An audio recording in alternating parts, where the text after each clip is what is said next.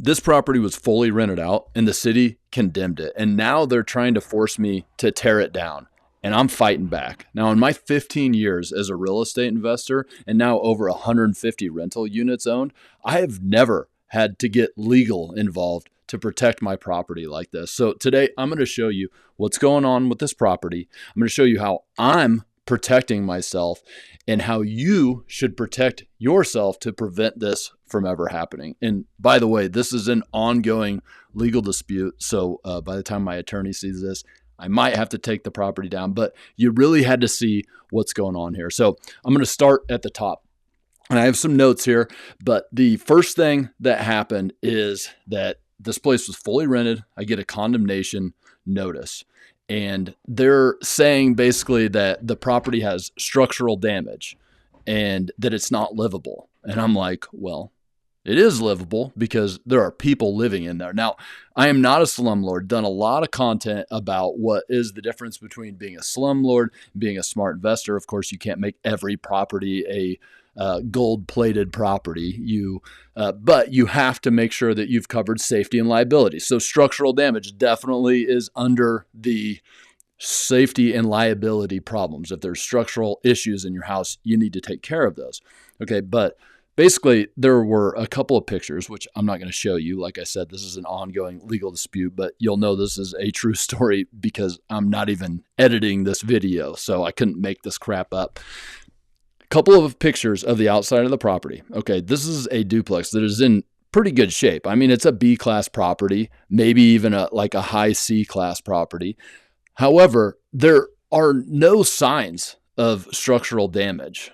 Now, in the house, which we're going to get to a little bit, there are some issues that probably should have been dealt with. Okay, but they didn't see the inside of the house. They saw the outside of the house. So I'm not sure how this all happened. Okay, but they're saying that it's unfit to live in. All right, now I go to the city. At this point, I do not have legal involved at all. I go to the city, talk to them actually over the phone or whatever on what they need done. Basically, they're saying that the water is getting into that property because the property is actually the low spot in the neighborhood. So it is absolutely true that water is getting over that property and that it's basically damaging the house. And I'm first like, well, great. Thanks for letting me know. But what does that have to do with you? Is there, I have lots of properties that are being damaged currently and I wish they weren't. And I need to, get and do something about it. But what does that have to do with, condemning this property? All right. But is what it is. All right. That's not the hill I'm dying on.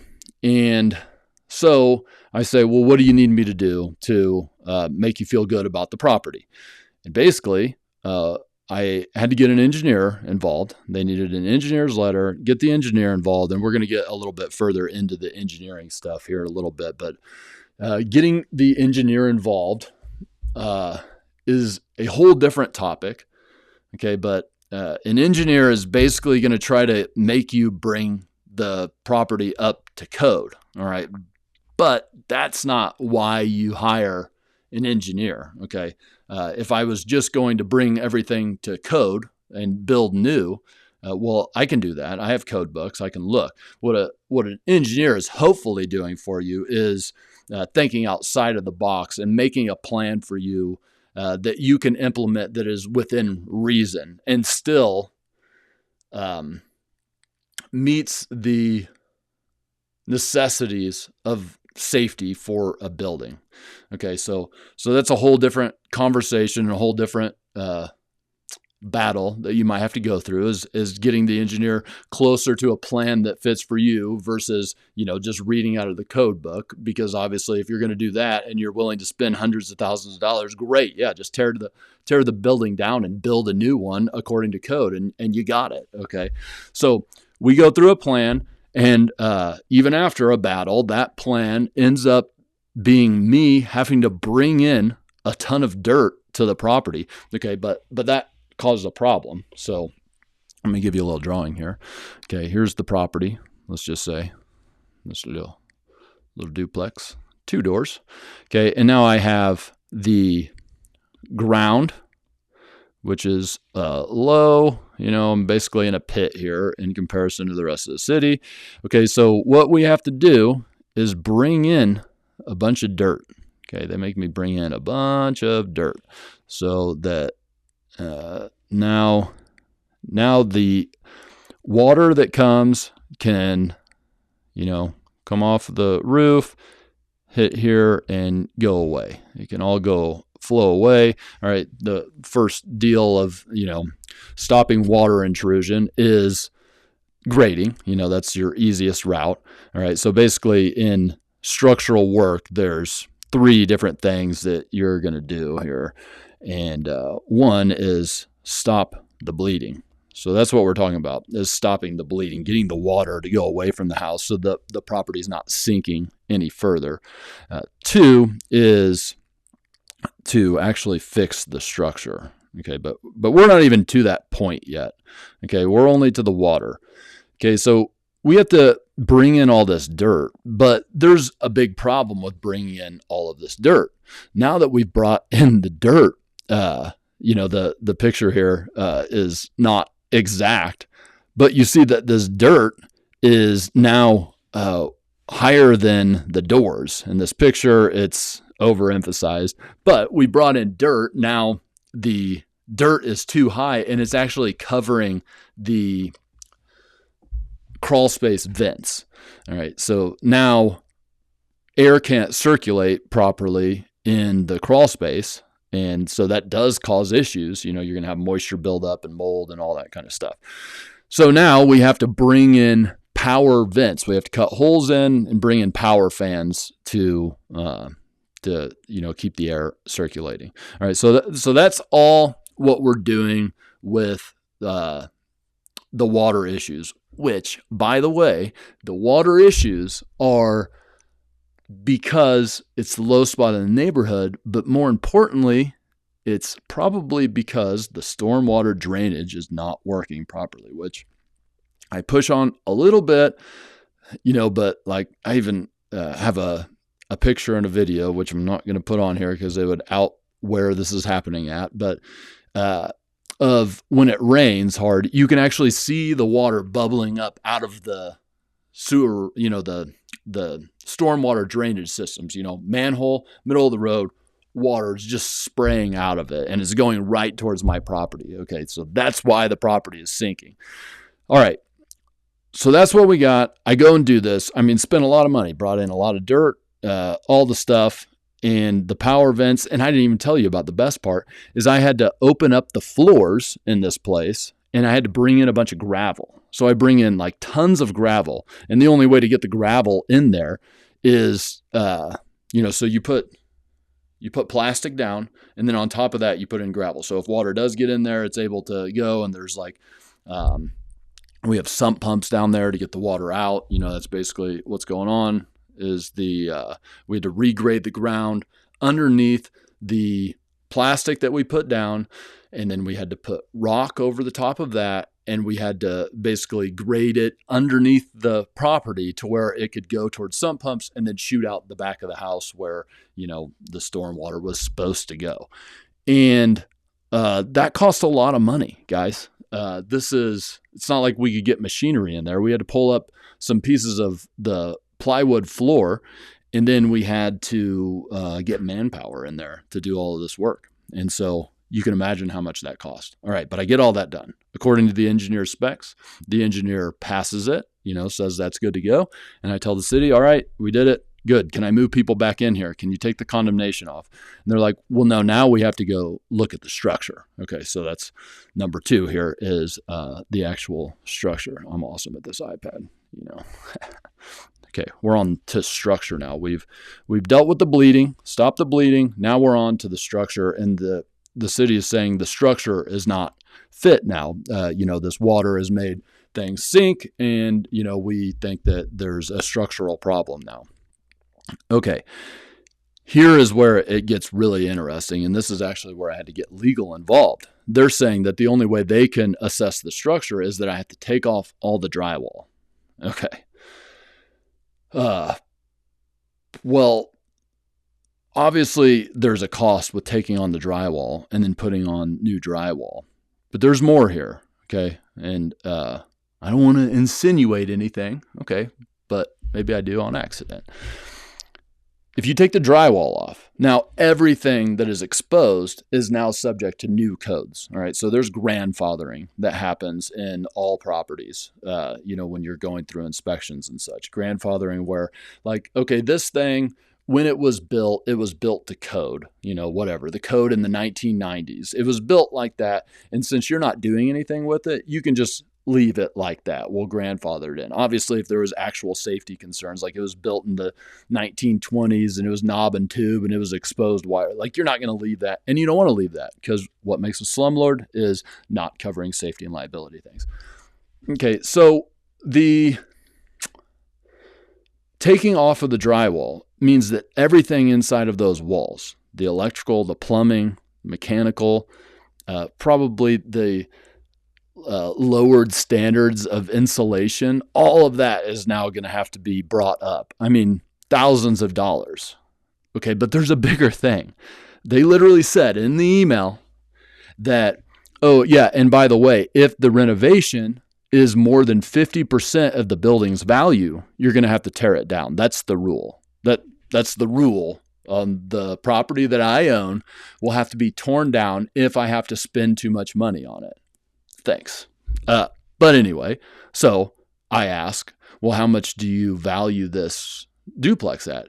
80 grand. That's what they say, 80 grand. So if I spend $40,000 to do a renovation on this, I have to tear it down legally. And, it's like, of course, my costs are good because this is what I do for a living. But $40,000 is a couple bathrooms for a lot of people. So if I redo a couple bathrooms and maybe some floors, I have to tear down the property. I mean, that's crazy. So obviously, guys, this is when I said, I got to get legal involved because I cannot take the drywall off. I know what that means. And it certainly felt like I was getting, if I didn't know how this stuff worked with the grandfathering and such, a lot of people might have just torn the drywall off and, I would have been backed against the corner. I could have done nothing at that point.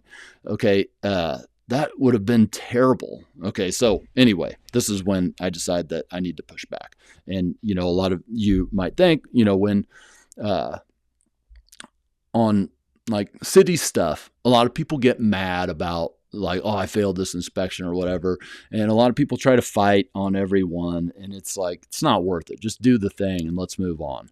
Okay. But this was beyond. All right.